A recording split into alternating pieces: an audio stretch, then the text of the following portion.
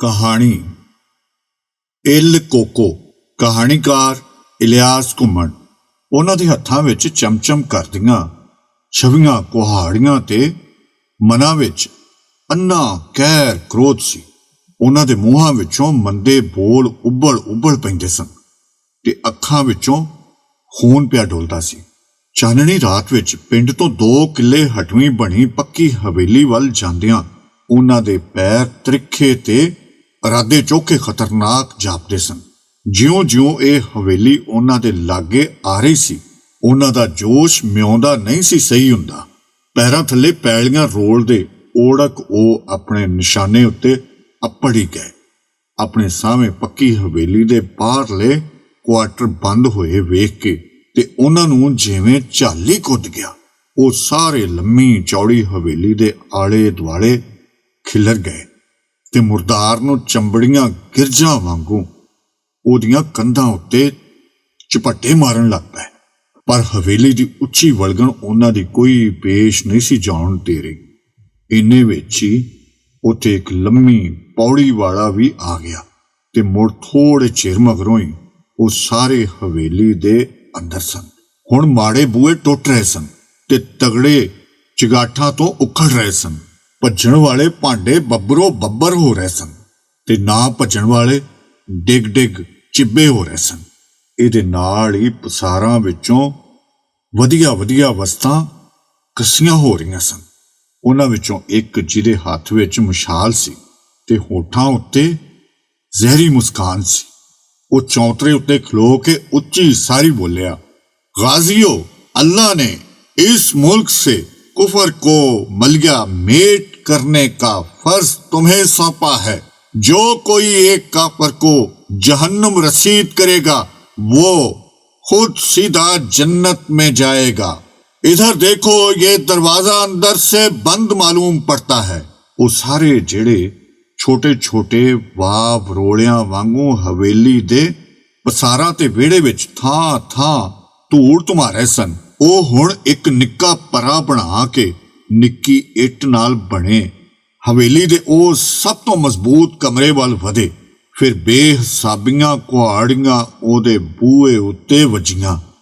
ਇਸ ਬੂਹੇ ਦੇ ਪੱਟਾਂ ਉੱਤੇ ਲੋਹੇ ਦੀਆਂ ਮੋਟੀਆਂ ਪੱਟੀਆਂ ਦਾ ਜਾਲ ਇੰਜ ਜੜਿਆ ਹੋਇਆ ਸੀ ਕਿ ਉਹਨੂੰ ਵੱਜਣ ਵਾਲੇ ਤਿੱਖੇ ਹਥਿਆਰ ਖੁੰਡੇ ਹੁੰਦੇ ਗਏ। पर वो अपनी थां ते हिक डाह के खलोता रहा।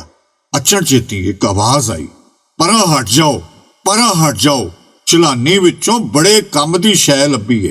वेखना जदों अग दे लांबू निकले ते ओ बूआ अपने आप किंज खुलदा है। इहदे नाल ही 2 जने जिन्हां रल के एक भारा पीपा चुक्या होया सी, बरूहां चगाठां ते पित्तां उत्ते मिट्टी दे तेल दा तरौंका करन लग पए ते दूजे उन्हां दा ਇਹ कारनामा ਵੇਖ हांगरे मारन डै पए। मुड़ सारे बंदे पीपा खोण खुआण दे शुगल विच पै गए। ਜਿਹਦੇ हत्थ पीपा चढ़दा ਉਹ ਉਹਨੂੰ ਪਿੱਛੇ करके पूरे जोर नाल ਅੱਗੇ ਵੱਲ इंज हुलारा दिंदा कि ਉਹਦੀ ਉਤਲੀ ਮੋਰੀ ਵਿੱਚੋਂ ਉੱਚਾ ਛੁਲਕਾ ਮਾਰ ਕੇ ਨਿਕਲਿਆ ਮਿੱਟੀ ਦਾ ਤੇਲ ਕਮਰੇ ਦੀਆਂ ਬਾਹਰ ਵੱਲ ਨਿਕਲੀਆਂ ਕੜੀਆਂ ਨੂੰ ਫੇਂਦਾ ਉਹਦੀਆਂ ਕੰਧਾਂ ਉੱਤੇ ਖਿਲਰ ਜਾਂਦਾ। ਇੰਜ ਕਰਦਿਆਂ ਇੱਕ ਦਾ ਰੱਜ ਹੋ ਜਾਂਦਾ ਤੇ ਦੂਜਾ ਕੋਈ ਪੀਪਾ ਖੋ ਕੇ ਕਿਸੇ ਹੋਰ ਥਾਂ ਤੇਲ ਸੁੱਟਣ ਲੱਗ ਪੈਂਦਾ। ਇਹ ਖੇਡ ਉਦੋਂ ਤੱਕ ਜਾਰੀ ਰਹੀ ਜਦੋਂ ਤੱਕ ਪੀਪੇ ਦੇ ਤੇਲ ਦਾ ਅਖੀਰੀ ਤੁਪਕਾ ਉਸ ਕਮਰੇ ਦੇ ਕਿਸੇ ਹਿੱਸੇ ਉੱਤੇ ਨਾ ਛਿੜਕਿਆ। ਪੀਪਾ ਸਖਣਾ ਹੋਇਆ ਤੇ मशाल वाला फिर उच्ची बोलिया, ओ अहमक, अगर बीवी बच्चों समेत नहीं जलना मरना चाहते तो अब भी वक्त है। हमारा कलमा पढ़ लो। नहीं पढ़ना। तुसी बदो बदी मेरा ते मेरे परिवार दा धर्म नहीं बदल सकते। पहली बार अंदरों एक गरजदार आवाज सुनाई दिती, बेवकूफ जिद्दी, जिंदा जला दो साले को। मशाल वाला चोखे गुस्से नाल बूहे उत्ते पान थुकदा बोलिया। नाल ही उन्हें अपनी मशाल भी बरूहां उत्ते सुट दिती। थल्ले डिग्गण नाल मशाल बुझण डै पई सी। तदे बरूहां उत्ते मिट्टी दा तेल खिलरिया होण दे बावजूद भी अग ना भड़की। एक जने ने अगे वध के मशाल नूं चुक लिया ਤੇ ਉਹਦੀ ਲਾਟ ਉਸ ਥਾਂ ਲੈ ਗਿਆ ਜਿੱਥੇ ਲੱਕੜੀ ਦੀ ਸਰਦਲ ਮਿੱਟੀ ਦੇ ਤੇਲ ਨਾਲ ਚੋਖੀ ਤਰ ਸੀ। ਇੱਕਦਮ ਹੀ ਸਰਦਲ ਨੇ ਅੱਗ ਫੜ ਲਈ। ਹੁਣ ਸਾਰਾ ਮਜਮਾ ਨਾਰੇ ਮਾਰ ਰਿਹਾ ਸੀ। ਫੇਰ ਤਾਂ ਪੀਪੇ ਵਾਂਗੂ ਮਸ਼ਾਲ ਖੋ ਕੇ ਥਾਂ ਥਾਂ ਅੱਗ ਲਾਵਣ ਦੀ ਖੇਡ ਸ਼ੁਰੂ ਹੋ ਗਈ। ਛੇਤੀ ਬੂਏ, ਪਾਰੀਆਂ, ਛੱਤ ਦੀਆਂ ਕੜੀਆਂ ਤੇ ਹੋਰ ਸੜਨਯੋਗ ਸ਼ੈਵਾਂ ਉੱਚੇ ਭਾਂਬੜ ਮਚਾ ਰਹੀਆਂ ਸਨ। ਹੁਣ ਅੰਦਰੋਂ ਕਈ ਬੰਦਿਆਂ ਦੇ ਖੰਘਣ ਤੇ ਡੁਸਕਣ ਦੀਆਂ ਆਵਾਜ਼ਾਂ ਵੀ ਆਉਣ ਡੈ ਪਈਆਂ, ਜਿਹੜੀਆਂ ਅੰਦਰ ਹੋਰ ਧੂੰ ਇਕੱਠਾ ਹੋਣ ਤੇ ਅੱਗ ਦਾ ਸੇਕ ਨੇੜੇ ਪੁੱਜਣ ਭਾਰੋਂ ਵੱਧਦੀਆਂ ਦਰਦੀਲੀਆਂ ਚੀਕਾਂ ਦਾ ਰੂਪ ਧਾਰ ਗਈਆਂ। ਅੱਗ ਦੇ ਲਾਂਬੂ ਬੁਰੀ ਤਰ੍ਹਾਂ ਉਸ ਕਮਰੇ ਦੀ ਛੱਤ ਨੂੰ ਖਾ ਰਹੇ ਸਨ। ਅਸਮਾਨ ਵੱਲ ਉੱਠਦੀਆਂ ਉੱਚੀਆਂ ਲਾਟਾਂ ਵੇਖ ਕੇ ਬਾਹਰ ਖਲੋਤੇ ਲੋਕ ਜੋਸ਼ ਨਾਲ ਪਾਗਲ ਹੋਏ ਇੰਨਾ ਰੌਲਾ ਪਾ ਰਹੇ ਸਨ ਕਿ ਅੰਦਰ ਵਾਲਿਆਂ ਦੀਆਂ ਅਖੀਰੀ ਕੁਰਲਾਟਾਂ ਉਹਦੇ ਥੱਲੇ ਦਬ ਗਈਆਂ ਸਨ। ਯਕਦਮ ਕਮਰੇ ਦਾ ਸੜਦਾ ਬਲਦਾ ਬੂਹਾ ਜ਼ੋਰ ਦੀ ਬਾਹਰ ਵੱਲ ਖੁੱਲਿਆ ਤੇ ਇੱਕ ਖੂੰ ਕਰਦਾ ਜੀ ਭੌਂ ਭੁਆਟਣੀਆਂ ਖਾਂਦਾ ਬਾਹਰ ਵਿਹੜੇ ਵਿੱਚ ਆ ਡਿੱਗਾ। ਬੂਹਾ ਖੁੱਲਣ ਨਾਲ ਹੀ ਅੰਦਰ ਇਕੱਠੇ ਹੋਏ ਧੂੰ ਦਾ ਬੱਦਲ ਵੀ ਬਾਹਰ ਆਉਣ ਲੱਗ ਪਿਆ। ਚੋਖੇ ਧੂਏ ਵਿੱਚ ਇੰਜ ਹੀ ਲੱਗਾ ਜਿਵੇਂ ਲੰਮੇ ਵਾਲਾਂ ਵਾਲੀ ਕੋਈ ਕੁੜੀ ਅੰਦਰੋਂ ਬਾਹਰ ਆ ਪਈ ਹੈ। ਬਾਹਰ ਖਲੋਤੇ ਸਾਰੇ ਬੰਦੇ ਚੁੱਪ ਹੋ ਗਏ ਤੇ ਫੇਰ ਆਪਣੀਆਂ ਡਾਂਗਾਂ ਤੇ ਕੁਹਾੜੀਆਂ ਉੱਕਰ ਕੇ ਇੱਕ ਗੋਲ ਦਾਇਰੇ ਵਿੱਚ ਉਹਦੇ ਚੁਫੇਰੇ ਆਣ ਖਲੋਤੇ। ਉਹਨੇ ਸਾਹੀ ਭੋਏ ਤੋਂ ਆਪਣਾ ਸਿਰ ਚੁੱਕਿਆ। ਉਹਦੇ ਸੰਘਣੇ ਕਾਲੇ ਵਾਲ ਉਹਦੀਆਂ ਬਾਹਾਂ ਜਿੰਨੇ ਲੰਮੇ ਸਨ, ਪਰ ਉਹ ਕੋਈ ਮੁਟਿਆਰ ਨਹੀਂ ਸੀ, ਸਗੋਂ 14-15 ਵਰਿਆਂ ਦਾ ਇੱਕ ਪਤਲਾ ਜਿਹਾ ਖੂਬਸੂਰਤ ਮੁੰਡਾ ਸੀ। ਉਸ ਮੁੰਡੇ ਦੀਆਂ ਭੂਰੀਆਂ ਅੱਖਾਂ ਮੌਤ ਨੂੰ ਮੋਹਰੇ ਵੇਖ ਕੇ ਅੱਡੀਆਂ ਹੋਈਆਂ ਸਨ। ਮੁੜ ਉਹ ਹੱਥ ਜੋੜ ਕੇ ਕੁਰਲਾਇਆ, ਮੈਨੂੰ ਨਾ ਮਾਰਿਆ ਜੀ, ਜਿਹੜਾ ਕਲਮਾ ਆਖਦੇ ਹੋ ਪੜ੍ਹ ਲੈਣਾ। ਮੇਰੇ ਪਾਪਾ ਜੀ ਮੈਨੂੰ ਤੇ ਮਾਤਾ ਜੀ ਨੂੰ ਬਲਦੀ ਅੱਗ ਵਿੱਚ ਆਪਣੀਆਂ ਬਾਹਾਂ ਦੀ ਗਲਵੱਕੜੀ ਮਾਰ ਲਈ ਸੀ, ਪਰ ਸੜ ਮਰਨ ਤੋਂ ਪਹਿਲਾਂ ਮੇਰੇ ਮਾਂ ਜੀ ਨੇ ਧਰਕੜਾ ਮਾਰ ਕੇ ਮੈਨੂੰ ਬੰਨੇ ਸੁੱਟ ਦਿੱਤਾ। ਉਹਨਾਂ ਨੂੰ ਪਤਾ ਸੀ ਕਿ ਮੈਨੂੰ ਅੱਗ ਕੋਲੋਂ ਬੜਾ ਡਰ ਆਉਂਦਾ ਹੈ। ਮੁੰਡਾ ਇਕਤਾਰ ਰੋ ਰਿਹਾ ਸੀ। ਥੱਲੇ ਡਿੱਗੇ ਪਏ ਮੁੰਡੇ ਦੇ ਤਰਲੇ ਤੇ ਰੋਣ ਵੇਖ ਕੇ ਵੀ ਕਿਸੇ ਨੂੰ ਤਰਸ ਨਾ ਆਇਆ। ਉਹਨਾਂ ਦੇ ਹਥਿਆਰ ਉਹਦੇ ਲਹੂ ਦਾ ਸਵਾਦ ਚੱਖਣ ਹੀ ਵਾਲੇ ਸਨ ਕਿ ਪਿੱਛੋਂ ਕਿਧਰੋਂ ਭੱਜਦਾ ਆਇਆ ਇੱਕ ਵਡੇਰੀ ਉਮਰ ਦਾ ਬੰਦਾ ਭੀੜ ਨੂੰ ਚੀਰ ਕੇ ਉਹਦੇ ਉੱਤੇ ਆਪਣੀਆਂ ਬਾਹਾਂ ਦੀ ਛਾਂ ਕਰਕੇ ਖਲੋ ਗਿਆ ਤੇ ਬੋਲਿਆ, ਓ ਜ਼ਾਲਮੋ, ਹੁਣ ਕੀ ਚਾਹੁੰਦੇ ਹੋ? ਇਹ ਸ਼ੋਧਾ ਤੇ ਕਲਮਾ ਪੜਨ ਲਈ ਵੀ ਤਿਆਰ ਹੈ, ਕੁਝ ਤੇ ਹਯਾ ਕਰੋ। ਫਿਰ ਉਹ ਆਪਣਾ ਲਹਿਜਾ ਬਦਲ ਕੇ ਬੋਲਿਆ, ਖਬਰਦਾਰ, ਜੇ ਕੋਈ ਭੈੜੀ ਨੀਅਤ ਨਾਲ ਇਹਦੇ ਵੱਲ ਵਧਿਆ। ਅਗਲੇ ਦਿਨ ਸਤੀ ਸਵੇਰੇ ਹੀ ਸੁਲਤਾਨ ਲੰਬੜ ਦੇ ਡੇਰੇ ਉੱਤੇ ਪਿੰਡ ਦੇ ਸਾਰੇ ਨਿੱਕੇ ਵੱਡੇ ਇਕੱਠੇ ਹੋਏ ਸਨ। ਲੰਬੜਦਾਰ ਤੇ ਪਿੰਡ ਦਾ ਮਲਵਾਣਾ ਮੀਆਂ ਲੁਕਮਾਨ ਮੋਟੇ ਪਾਵਿਆਂ ਵਾਲੇ ਮੂੜਿਆਂ ਉੱਤੇ ਬੈਠੇ ਸਨ ਤੇ ਪਿੰਡ ਦੇ ਪੱਗ ਬੰਨ ਮੋਤਬਰ ਮੰਜੀਆਂ ਉੱਤੇ ਬੈਠੇ ਸਨ। ਕੰਮੀ ਤੇ ਮੁੰਡੇ ਖੁੰਡੇ ਇੱਧਰ ਉੱਧਰ ਕੰਧਾਂ ਨਾਲ ਢੋ ਲਾਈ ਖਲੋਤੇ ਸਨ। ਸਭ ਦੀਆਂ ਨਜ਼ਰਾਂ ਹੈਦਰ ਨਾਈ ਦੇ ਹਥਿਆਰ ਵੱਲ ਸਨ। ਹੈਦਰ ਨਾਈ ਦੇ ਖੱਬੇ ਹੱਥ ਵਿੱਚ ਲੱਕੜ ਦੀ ਚੌੜੀ ਕੰਘੀ ਤੇ ਸੱਜੇ ਹੱਥ ਵਿੱਚ ਕੈਂਚੀ ਸੀ। ਕੰਘੀ ਵਿੱਚ ਲੰਮੇ ਕਾਲੇ ਵਾਲ ਫਸੇ ਸਨ, ਜਿਨ੍ਹਾਂ ਨੂੰ ਉਹਦੀ ਕੈਂਚੀ ਕਿਰਚ ਕੱਪ ਰਹੀ ਸੀ। ਇੱਥੇ ਉਸ ਮੁੰਡੇ ਦੀ ਹਜਾਮਤ ਕੀਤੀ ਜਾ ਰਹੀ ਸੀ, ਜਿਹਨੂੰ ਰਾਤੀ ਲੰਬੜਦਾਰ ਪੱਕੀ ਹਵੇਲੀ ਉੱਤੇ ਹੱਲਾ ਬੋਲਣ ਵਾਲਿਆਂ ਹੱਥੋਂ ਮਰਨ ਤੋਂ ਬਚਾ ਕੇ ਲਿਆਇਆ ਸੀ। ਇਸ ਕੁੜੀ ਵਰਗੇ ਮੁੰਡੇ ਦਾ ਰੰਗ ਅਜੇ ਵੀ ਅੰਦਰਲੇ ਖੌਫ ਨਾਲ ਪੀੜਾ ਵਸਾਰ ਸੀ ਤੇ ਸਾਰੀ ਰਾਤ ਰੋਂਦੇ ਰਹਿਣ ਮਗਰੋਂ ਹੁਣ ਉਹਦੀਆਂ ਅੱਖਾਂ ਸੁੱਕ ਗਈਆਂ ਸਨ।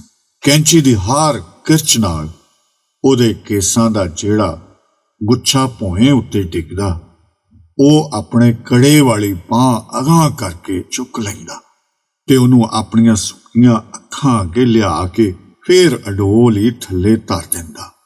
ਇੰਜ ਲੱਗਦਾ ਸੀ ਜਿਵੇਂ ਉਹ ਆਪਣੀਆਂ ਲੰਮੀਆਂ ਜ਼ੁਲਫਾਂ ਨੂੰ ਹਮੇਸ਼ਾ ਲਈ ਰੱਬ ਰਾਖਾ ਆਖ ਰਿਹਾ ਹੋਵੇ।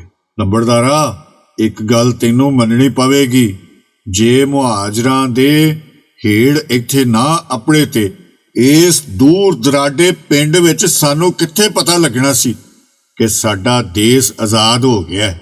ਮੰਜੀ ਉੱਤੇ ਬੈਠਾ ਇੱਕ ਸਿਆਣਾ ਬੋਲਿਆ, ਆਹੋ ਭਾਈਆ ਫਜ਼ਲਦਾਰ, ਅਸੀਂ ਸੱਚੀ ਮੁੱਚੀ ਪੂਰੇ ਹੀ ਆਜ਼ਾਦ ਹੋ ਗਏ ਹਾਂ। ਪਹਿਲੀ ਵਾਰ ਅਸਾਂ ਆਪਣੀ ਖੁੱਲ੍ਹ ਵੇਖੀ ਹੈ।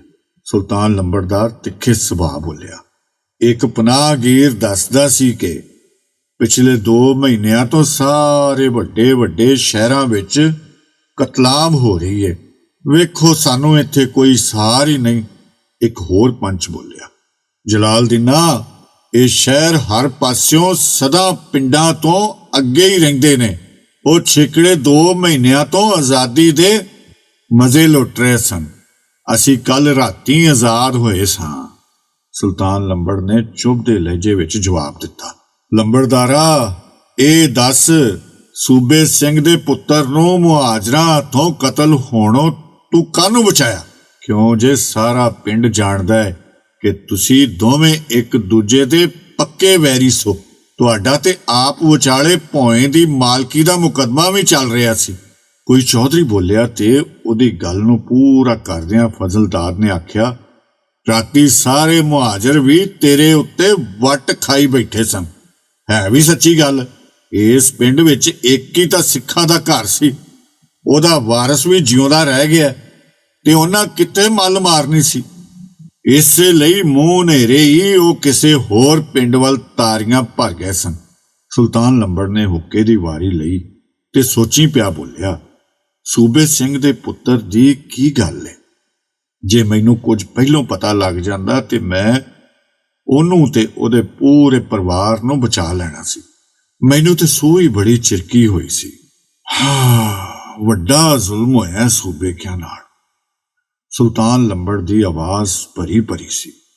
ਫਿਰ ਉਹ ਆਪਣੇ ਆਪ ਨੂੰ ਸੰਭਾਲਾ ਦਿੰਦਾ ਬੋਲਿਆ, ਕੀ ਹੋਇਆ? ਸਾਡਾ ਆਪਸ ਵਿੱਚ ਭੋਏ ਦੀ ਮਾਲਕੀ ਦਾ ਰੱਟਾ ਸੀ, ਪਰ ਸਾਡੇ ਵੱਡੇ ਵਡੇਰੇ ਤੇ ਇੱਕ ਮੇਕੀ ਸਨ। ਕੋਈ ਗੱਲ ਨਹੀਂ, ਵਾਰਸ ਦੇ ਜਿਉਂਦੇ ਜੀ ਮੇਰਾ ਮੁਕੱਦਮਾ ਹੋਰ ਲੰਮਾ ਹੋ ਜਾਵੇਗਾ, ਪਰ ਮੈਂ ਇਹ ਤਾਂ ਕਦੇ ਨਹੀਂ ਜਾ ਸਕਦਾ ਕਿ ਮੇਰੀ ਮੁਕੱਦਮੇਬਾਜ਼ੀ ਇੱਕ ਜੱਟ ਦੇ ਪੁੱਤਰ ਦੀ ਥਾਂ ਕਿਸੇ ਬੇਜ਼ਮੀਨੇ ਪਨਾਹਗੀਰ ਨਾਲ ਹੋਵੇ। ਇਹਨਾਂ ਗੱਲਾਂ ਵਿਚਕਾਰ ਹੀ ਬੁੱਢੇ ਨਾਈ ਨੇ ਆਪਣਾ ਕੰਮ ਮੁਕਾ ਲਿਆ। ਉਹ ਮੁੰਡੇ ਦੁਆਲੇ ਬਲੇਟੀ ਚਿੱਟੀ ਚਾਦਰ ਲਾ ਕੇ ਉਹਦੇ ਨਾਲ ਚਿੰਬੜੇ ਵਾਲ ਪਰਲੀ ਕੰਧ ਕੋਲ ਝਾੜ ਆਇਆ ਤੇ ਮੁੜ ਆਪਣੇ ਰਿਚ ਇਕੱਠੇ ਕਰਦਾ ਬੋਲਿਆ, ਚੌਧਰੀਓ, ਕੰਮ ਪੂਰਾ ਹੋ ਗਿਆ ਜੀ। ਰਾਤੀ ਕਲਮਾ ਵੀ ਪੜ੍ਹ ਲਿਆ ਸੂ, ਹੁਣ ਕੇਸ ਵੀ ਕਟਾ ਲੈ ਸੂ। ਤੁਸੀਂ ਮੀਆਂ ਜੀ ਨੂੰ ਆਖੋ ਕਿ ਉਹ ਫਤਵਾ ਦੇ ਦੇਣ ਕਿ ਸਰਦਾਰਾ ਸਿੰਘ ਮੁਸਲਮਾਨ ਹੋ ਗਿਆ। ਹੈਦਰ ਨਾਈ ਦੀ ਗੱਲ ਸੁਣ ਕੇ ਸਾਰੇ ਬੰਦੇ ਮੀਆਂ ਲੁਕਮਾਨ ਵੱਲ ਵੇਖਣ ਲੱਗ ਪਏ। ਮੀਆਂ ਜੀ ਨੇ ਤਸਬੀਹ ਫੇਰਦਿਆਂ ਫੇਰਦਿਆਂ ਖੰਘ ਕੇ ਗਲਾ ਸਾਫ਼ ਕੀਤਾ ਤੇ ਮੂੰਹ ਵਿੱਚ ਹੌਲੀ ਜਿਹੀ ਕੁਝ ਪੜ ਕੇ ਆਪਣੀ ਛਾਤੀ ਉੱਤੇ ਫੂਕ ਮਾਰਦਿਆਂ ਆਖਿਆ, ਬਿਨਾਂ ਸ਼ੱਕ ਬਰਖੁਰਦਾਰ ਸਰਦਾਰਾ ਸਿੰਘ ਨੇ ਇਸਲਾਮ ਕਬੂਲ ਕਰ ਲਿਆ ਹੈ। ਹੁਣ ਸਾਰੇ ਇਹਨੂੰ ਸਰਦਾਰ ਅਲੀ ਆਖਿਆ ਕਰੋ। ਪਰ ਮੁਕੰਮਲ ਮੁਸਲਮਾਨ ਹੋਣਾ ਐਡਾ ਸੌਖਾ ਨਹੀਂ। ਅਜੇ ਇੱਕ ਜ਼ਰੂਰੀ ਸੁਨਨਤ ਪੂਰੀ ਹੋਣੀ ਰਹਿ ਗਈ ਹੈ। ਇੱਕ ਪੋਟਾ ਮਾਸ ਕੱਪਣਾ ਤੇ 2 ਚੋਏ ਰੱਤ ਵਗਾਉਣਾ ਬਹੁਤ ਜ਼ਰੂਰੀ ਹੈ। ਆਪਣੀ ਨਿੱਕੀ ਜਿਹੀ ਹਯਾਤੀ ਵਿੱਚ ਪਹਿਲੀ ਵਾਰ ਕੇਸ ਕਟਵਾ ਕੇ ਆਪਣੇ ਆਪ ਨੂੰ ਕੁਝ ਹੌਲਾ ਹੌਲਾ ਮਹਿਸੂਸ ਕਰਨ ਵਾਲੇ ਛੋਰ ਨੇ ਆਪਣੀ ਜਾਨ ਬਚ ਜਾਣ ਉੱਤੇ ਸੁੱਖ ਦਾ ਸਾਹ ਲਿਆ ਸੀ। ਪਰ ਮੁਸਲਮਾਨ ਹੋ ਕੇ ਵੀ ਮਾਸ ਕਪਵਾਉਣ ਤੇ ਰੱਤ ਵਗਾਉਣ ਦਾ ਮਤਲਬ ਉਹਨੇ ਪਤਾ ਨਹੀਂ ਕੀ ਸਮਝਿਆ। ਮਲਵਾਣੇ ਦੀ ਗੱਲ ਸੁਣਦੇ ਸਾਰ ਹੀ ਉਹ ਅੱਬੜ ਵਾਹਾ ਉੱਠ ਖਲੋਤਾ ਤੇ ਇਹਦੋਂ ਪਹਿਲਾਂ ਕਿ ਕੋਈ ਉਹਦਾ ਇਰਾਦਾ ਜਾਣ ਸਕਦਾ, ਉਹ ਅੰਨੇ ਵਾਹ ਭੱਜਦਾ ਲੰਬੜਦਾਰ ਦੇ ਡੇਰੇ ਵਿੱਚੋਂ ਨਿਕਲ ਗਿਆ। ਉਹਦੀ ਇਸ ਹਰਕਤ ਨੇ ਉੱਥੇ ਮੌਜੂਦ ਲੋਕਾਂ ਨੂੰ ਇੰਨਾ ਹੈਰਾਨ ਕਰ ਦਿੱਤਾ ਸੀ ਕਿ ਕੁਝ ਚਿਰ ਲਈ ਉਹਨਾਂ ਨੂੰ ਕੁਝ ਸਮਝ ਹੀ ਨਾ ਆਈ ਕਿ ਹੋ ਕੀ ਗਿਆ। ਮੁੜ ਹੋਸ਼ ਆਈ ਤੇ ਅੱਲਾ ਅੱਲਾ ਓਏ ਓਏ ਕਰਤੇ ਉਹ ਸਾਰੇ ਉਸ ਮੁੰਡੇ ਮਗਰ ਭੱਜ ਪਏ। ਪਰ ਇੰਨੇ ਚਿਰ ਵਿੱਚ ਉਹ ਡੇਰੇ ਤੋਂ ਵਾਹ ਵਿੱਥ ਪਾ ਗਿਆ ਸੀ। ਪਿੰਡ ਦੀਆਂ ਗਲੀਆਂ ਦੇ ਵਲ ਵਲੇਵੇਂ ਵੀ ਸਰਦਾਰੇ ਦੀ ਬੜੀ ਮਦਦ ਕਰਦੇ ਰਹੇ ਤੇ ਉਹਨੇ ਛੋਲੇ ਗੱਭਰੂਆਂ ਨੂੰ ਵੀ ਫੜਾਈ ਨਾ ਦਿੱਤੀ। ਛੋਟਾ ਜਿਹਾ ਪਿੰਡ ਸੀ, ਭਲਾ ਉਹ ਕਦ ਤੱਕ ਗਲੀਆਂ ਵਿੱਚ ਕੌਡੀ ਕੌਡੀ ਖੇਡ ਕੇ ਆਪਣਾ ਆਪ ਬਚਾ ਸਕਦਾ ਸੀ। ਉਹ ਜਿਸ ਗਲੀ ਵਿੱਚ ਵੀ ਭੱਜ ਰਿਹਾ ਸੀ ਉਹ ਅਚਾਨਕ ਮੁੱਕ ਗਈ ਤੇ ਉਹ ਹੁਣ ਪਿੰਡੋਂ ਬਾਹਰ ਸੀ। ਉਹਦੇ ਸਾਹਮਣੇ ਨਜ਼ਰ ਦੀਆਂ ਹੱਦਾਂ ਤੀਕਰ ਖੇਤਾਂ ਦਾ ਨਾ ਮੁੱਕਣ ਵਾਲਾ ਸਿਲਸਿਲਾ, ਪਰ ਲੁਕਣ ਲਈ ਨੇੜੇ ਨੇੜੇ ਕੋਈ ਉੱਚੀ ਫਸਲ ਮੌਜੂਦ ਨਹੀਂ ਸੀ। ਉੱਥੇ ਹਰ ਪਾਸੇ ਉਹਦਿਆਂ ਗੋਡਿਆਂ ਤੋਂ ਵੀ ਨੀਵਾਂ ਪਾਤੜੂ ਉੱਗਿਆ ਦਿਸ ਰਿਹਾ ਸੀ। ਉਹਨੂੰ ਆਪਣੇ ਕੱਦ ਉੱਤੇ ਡਾਢਾ ਵੱਟ ਚੜਿਆ। ਜੇ ਮੇਰਾ ਵਜੂਦ ਜਾਂਗਲੀ ਨਿਓਲ ਜਿੱਦਾਂ ਹੁੰਦਾ ਤੇ ਫੇਰ ਇਸ ਪਾਤੜੂ ਨੇ ਵੀ ਮੇਰੀ ਸੋਲ ਜ਼ਿੰਦਗੀ ਬਚਾ ਲੈਣੀ ਸੀ। ਉਹਨੇ ਬੜੇ ਦੁੱਖ ਨਾਲ ਸੋਚਿਆ। ਪੈਲੀਆਂ ਵਿੱਚ ਭੱਜਦੇ ਭੱਜਦੇ ਉਹਨੇ ਸਿਰ ਭੁਆ ਕੇ ਵੇਖਿਆ ਤੇ ਉਹਨੂੰ ਪਿੰਡ ਦੀਆਂ ਸਾਰੀਆਂ ਗਲੀਆਂ ਆਪਣੇ ਮੂੰਹਾਂ ਵਿੱਚੋਂ ਬੇਅੰਤ ਬੰਦਿਆਂ ਨੂੰ ਉਭਾਕਦੀਆਂ ਦਿਸੀਆਂ। ਉਹਦੀਆਂ ਅੱਖਾਂ ਅੱਗੇ ਫੇਰ ਅੱਗ ਦੇ ਲਾਂਬੂ ਤੇ ਲਿਸ਼ਕਦੀਆਂ ਛਵੀਆਂ ਫਿਰਨ ਲੱਗ ਪਈਆਂ। ਕੀ ਉਹਦਾ ਹਸ਼ਰ ਵੀ ਆਪਣੇ ਮਾਂ ਜੀ ਤੇ ਪਾਪਾ ਜੀ ਵਰਗਾ ਹੀ ਹੋਵੇਗਾ? ਨਹੀਂ ਨਹੀਂ, ਮੈਂ ਅਜੇ ਮਰਨਾ ਨਹੀਂ ਚਾਹੁੰਦਾ। ਉਹ ਦੌੜਦਾ ਦੌੜਦਾ ਬੇਖਿਆਲੀ ਵਿੱਚ ਚੀਕ ਪਿਆ। ਅਚਨਚੇਤ ਉਹਦੀਆਂ ਅੱਖਾਂ ਕਿਸੇ ਸ਼ੈ ਦੇ ਲਿਸ਼ਕਾਰੇ ਨਾਲ ਬੰਦ ਹੋ ਗਈਆਂ। ਉਹ ਪਿੰਡ ਦੇ ਵੱਡੇ ਛੱਪੜ ਕੋਲ ਆ ਪੁੱਜਾ ਸੀ। ਉਹਦੀ ਕੰਡ ਪਿੱਛੇ ਸਿਖਰੇ ਚੜ੍ਹਦੇ ਸੂਰਜ ਦੀਆਂ ਰਸ਼ਮਾਂ ਸਿੱਧੀਆਂ ਪੈਣ ਪਾਰੋਂ ਛੱਪੜ ਦਾ ਪਾਣੀ ਚਮਕ ਰਿਹਾ ਸੀ। ਉਹਨੇ ਇੱਕ ਘੜੀ ਲਈ ਛੱਪੜ ਦੇ ਕੰਢੇ ਖਲੋ ਕੇ ਆਪਣੇ ਮਗਰ ਆਉਂਦਿਆਂ ਨੂੰ ਵੇਖਿਆ ਤੇ ਫੇਰ ਅਗਾਂਹ ਹੋ ਕੇ ਬਿਨਾਂ ਸਮਝੇ ਸੋਚੇ ਪਾਣੀ ਵਿੱਚ ਛਾਲ ਕੱਢ ਮਾਰੀ। ਸਰਦਾਰੇ ਨੂੰ ਇੰਝ ਹੀ ਲੱਗਾ ਜਿਵੇਂ ਉਹ ਪਿਘਰੀ ਹੋਈ ਪਰ ਠੰਡੀ ਚਾਂਦੀ ਦੇ ਸਮੁੰਦਰ ਵਿੱਚ ਡੁੱਬਦਾ ਜਾ ਰਿਹਾ ਹੋਵੇ। ਪਰ ਜਦੋਂ ਪਾਣੀ ਉਹਦੇ ਕੰਨਾਂ ਤੀਕ ਅਪੜਿਆ ਤੇ ਉਹਦੇ ਪੈਰ ਚਿੱਕੜ ਗਾਹ ਵਿੱਚ ਜਾ ਖੁੱਭੇ। ਛਲਕਾਂ ਵੱਜਣ ਨਾਲ ਛੱਪੜ ਦੇ ਗੰਦੇ ਪਾਣੀ ਦੇ ਕਈ ਘੁੱਟ ਉਹਦੇ ਮੂੰਹ ਰਾਹੀਂ ਉਹਦੇ ਮਿਹਦੇ ਤਿੱਕਰ ਅਪੜ ਗਏ ਤੇ ਉਹਨੂੰ ਸਾਹ ਲੈਣਾ ਵੀ ਔਖਾ ਹੋ ਗਿਆ। ਉਹ ਹੰਬਲੀਆਂ ਮਾਰਦਾ ਛੱਪੜ ਦੇ ਅੰਦਰ ਵੱਲ ਟੁਰ ਪਿਆ। ਇੰਜ ਕਰਨ ਨਾਲ ਹਵਾ ਨੂੰ ਆਪਣੇ ਅੰਦਰ ਖਿੱਚਣ ਦਾ ਉਹਨੂੰ ਮੌਕਾ ਲੱਭ ਗਿਆ। ਦੰਦੇ ਕੋਲ ਛੱਪੜ ਬਹੁਤਾ ਡੂੰਘਾ ਸੀ, ਪਰ ਅਗਾਂਹ ਵਧਣ ਨਾਲ ਉਹਨੂੰ ਮਹਿਸੂਸ ਹੋਇਆ ਕਿ ਪਾਣੀ ਹੌਲੀ ਹੌਲੀ ਨੀਵਾਂ ਹੋ ਰਿਹਾ ਹੈ। ਪਹਿਲੋਂ ਗਲਗਲ ਹੋਇਆ ਤੇ ਅਸਲੋਂ ਵਿਚਕਾਰ ਪਹੁੰਚ ਕੇ ਨਿਰਾ ਲੱਕ ਲੱਕ ਰਹਿ ਗਿਆ। ਛੱਪੜ ਵਿੱਚ ਛਾਲ ਮਾਰਨ ਮਗਰੋਂ ਅਜੇ ਤੀਕ ਉਹਨੇ ਪਿਛਾਂ ਮੁੜ ਕੇ ਨਹੀਂ ਸੀ ਵੇਖਿਆ। ਉਹਦੇ ਦਿਲ ਵਿੱਚ ਇਹ ਕਮਲੀ ਆਸ ਜੜ ਫੜ ਗਈ ਸੀ ਕਿ ਇਸ ਛੱਪੜ ਦੇ ਮੈਲੇ ਪਾਣੀ ਵਿੱਚ ਕੋਈ ਬੰਦਾ ਵੀ ਨਹੀਂ ਵੜੇਗਾ। ਪਰ ਜਦੋਂ ਉਹਨੇ ਪਿੱਛੇ ਧਿਆਨ ਮਾਰਿਆ ਤੇ ਉਹਨੇ ਵੇਖਿਆ ਕਿ ਕਈ ਗੱਭਰੂ ਲੀੜੇ ਲਾ ਕੇ ਛੱਪੜ ਵਿੱਚ ਕੁੱਦ ਰਹੇ ਸਨ। ਫਿਰ ਵੇਂਦਿਆਂ ਹੀ ਉਹਨਾਂ ਵਿੱਚੋਂ ਕਈ ਉਹਦੇ ਤੋਂ ਨਿਰੇ 2-4 ਕਰੋਵਾਂ ਦੀ ਵਿੱਥ ਤੇ ਹੀ ਰਹਿ ਗਏ। ਚੋਖੇ ਤਰੱਠ ਵਿੱਚ ਉਹਨੂੰ ਹੋਰ ਤੇ ਕੁਝ ਨਾ ਸੁਝਾ। ਉਹ ਪਾਣੀ ਵਿੱਚ ਚੁੱਭੀ ਮਾਰ ਕੇ ਤਹਿ ਨਾਲੋਂ ਮਿੱਟੀ ਚਿੱਕੜ ਪੁੱਟ ਪੁੱਟ ਕੇ ਉਹਦੇ ਥੋਬੇ ਦੋਹਾਂ ਹੱਥਾਂ ਨਾਲ ਆਪਣੇ ਲਾਗੇ ਆਉਣ ਵਾਲਿਆਂ ਨੂੰ ਮਾਰਨ ਲੱਗ ਪਿਆ। ਉਹ ਗੱਭਰੂ ਜਿਹੜੇ ਅਸਲੋਂ ਉਹਦੇ ਨੇੜੇ ਅੱਪੜ ਗਏ ਸਨ, ਉਹਨਾਂ ਨੂੰ ਅਜੇ ਹੱਲੇ ਦੀ ਆਸ ਵੀ ਨਹੀਂ ਸੀ। ਇਸ ਲਈ ਸੰਭਲਣ ਤੋਂ ਪਹਿਲਾਂ ਹੀ ਉਹਨਾਂ ਦੀਆਂ ਬੂਥੀਆਂ ਚਿੱਕੜ ਵਿੱਚ ਲਿਬੜ ਗਈਆਂ ਸਨ। ਮੁੜ ਉਹਦੇ ਤੋਂ ਦੂਰ ਹਟ ਜਾਵਣ ਤੋਂ ਵੱਖ ਉਹਨਾਂ ਗੱਭਰੂਆਂ ਕੋਲ ਹੋਰ ਕੋਈ ਰਾਹ ਨਹੀਂ ਸੀ ਰਿਹਾ। ਇੰਨੇ ਸਾਰੇ ਵੈਰੀਆਂ ਨੂੰ ਨਾਕਾਮ ਹੁੰਦਾ ਵੇਖ ਕੇ ਸਰਦਾਰੇ ਦਾ ਜੋਸ਼ ਹੋਰ ਵੱਧ ਗਿਆ ਤੇ ਉਹਦਾ ਦਿਲ ਕੀਤਾ ਕਿ ਮੈਂ ਉੱਚੀ ਉੱਚੀ ਹੱਸਾਂ ਤੇ ਪਿੰਡ ਵਾਲਿਆਂ ਨੂੰ ਗੰਦੀਆਂ ਗਾਲਾਂ ਕੱਢਾਂ। ਅਚਨਚੇਤ ਉਹਦੀ ਕੰਡ ਮਗਰੋਂ ਪਾਣੀ ਵਿੱਚ ਹਿਲਜੁਲ ਪੈਦਾ ਹੋਈ। ਪਹਿਲੋਂ ਇੱਕ ਸਿਰ ਜ਼ਾਹਿਰ ਹੋਇਆ ਜਿਹੜਾ ਛੇਤੀ ਪੁੰਗਰ ਕੇ ਇੱਕ ਗੱਭਰੂ ਦਾ ਰੂਪ ਧਾਰ ਗਿਆ। ਇਸ ਤੋਂ ਅਗਦੋਂ ਕਿ ਸਰਦਾਰੇ ਨੂੰ ਉਹਦੀ ਕੈੜ ਹੁੰਦੀ, ਉਸ ਗੱਭਰੂ ਨੇ ਪਿੱਛੋਂ ਉਹਦੀਆਂ ਬਾਹਾਂ ਦੇ ਉੱਤੋਂ ਦੀ ਅਜਿਹਾ ਪੀੜਾ ਜੱਫਾ ਮਾਰ ਲਿਆ ਕਿ ਇੱਕ ਵਾਰੀ ਤੇ ਉਹਨੂੰ ਇੰਜ ਹੀ ਜਾਪਿਆ ਜਿਵੇਂ ਉਹਦੀਆਂ ਹੱਡੀਆਂ ਪਸਲੀਆਂ ਦਾ ਸੁਰਮਾ ਹੀ ਬਣ ਗਿਆ ਹੋਵੇ। ਉਹਨੂੰ ਕਾਬੂ ਵਿੱਚ ਵੇਖ ਕੇ ਦੂਰ ਖਲੋਤੇ ਦੂਜੇ ਗੱਭਰੂ ਵੀ ਅੱਗੇ ਆ ਗਏ ਤੇ ਹੁਣ ਉਹਦਾ ਵਜੂਦ ਕਈ ਹੱਥਾਂ ਵਿੱਚ ਸੀ। ਛੱਪੜ ਵਿੱਚੋਂ ਖਿੱਚ ਧਰੂ ਕੇ ਬਾਹਰ ਕੱਢਣ ਮਗਰੋਂ ਕਿਸੇ ਨੇ ਉਹਦੀ ਬਾਂਹ ਫੜ ਲਈ, ਕਿਸੇ ਨੇ ਲੱਤ ਫੜ ਲਈ ਤੇ ਫੇਰ ਸਾਰੇ ਉਹਨੂੰ ਡੰਡਾ ਡੋਲੀ ਚੁੱਕੀ ਪਿੰਡ ਵੱਲ ਟੁਰ ਪਏ। ਉਹ ਸਾਰੇ ਉਹਦੀ ਬੋਲੀ ਵਿੱਚ ਹੀ ਬੋਲ ਰਹੇ ਸਨ, ਪਰ ਉਹਨੂੰ ਉਹਨਾਂ ਦੀਆਂ ਗੱਲਾਂ ਦੀ ਉੱਕਾ ਸਮਝ ਨਹੀਂ ਸੀ ਆ ਰਹੀ। ਉਹਦੇ ਦਿਮਾਗ ਵਿੱਚ ਇੱਕੋ ਗੱਲ ਹੀ ਘੁੰਮ ਰਹੀ ਸੀ ਕਿ ਉਹਨਾਂ ਦਾ ਪੱਟਿਆ ਜਾਂਦਾ ਹਰ ਪੈਰ ਉਹਨੂੰ ਮੌਤ ਦੇ ਹੋਰ ਨੇੜੇ ਲਿਜਾ ਰਿਹਾ ਹੈ। ਥੋੜੇ ਚਿਰ ਮਗਰੋਂ ਹੀ ਉਹ ਸੁਲਤਾਨ ਲੰਬੜ ਦੇ ਡੇਰੇ ਉੱਤੇ ਅੱਪੜ ਗਏ। ਉੱਥੇ ਹੁਣ ਅੱਗੇ ਤੋਂ ਵੀ ਬਹੁਤੇ ਲੋਕ ਇਕੱਠੇ ਹੋਏ ਸਨ। ਜਣਿਆਂ ਦੇ ਨਾਲ ਹੁਣ ਢੇਰ ਸਾਰੀਆਂ ਜਨਾਨੀਆਂ ਵੀ ਹੈ ਸਨ, ਜਦ ਕਿ ਬਾਲ ਤਾਂ ਇੰਨੇ ਸਨ ਕਿ ਗਿਣਨ ਵਿੱਚ ਹੀ ਨਹੀਂ ਸਨ ਆਉਂਦੇ।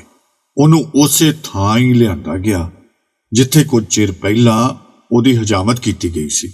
ਉੱਥੇ ਡੱਠੀ ਇੱਕ ਪੀੜੀ ਉੱਤੇ ਬਹਾ ਕੇ ਉਹਨੂੰ ਫੜਨ ਵਾਲੇ ਚੁਫੇਰੇ ਘੇਰਾ ਘੱਤ ਕੇ ਬਹਿ ਗਏ। ਪੀੜੀ ਤੋਂ ਬਹਿਣ ਮਗਰੋਂ ਸਰਦਾਰੇ ਨੇ ਡਰਦੇ ਡਰਦੇ ਆਲੇ ਦੁਆਲੇ ਨਜ਼ਰ ਮਾਰੀ। ਉਸ ਵੇਲੇ ਲੰਬੜ ਦੇ ਡੇਰੇ ਵਿੱਚ ਇੰਨੀ ਖਲਕਤ ਆ ਵੜੀ ਸੀ ਕਿ ਕਿਸੇ ਬੰਦੇ ਦੇ ਬਹਿਣ ਲਈ ਕੋਈ ਥਾਂ ਨਹੀਂ ਸੀ ਰਹੀ।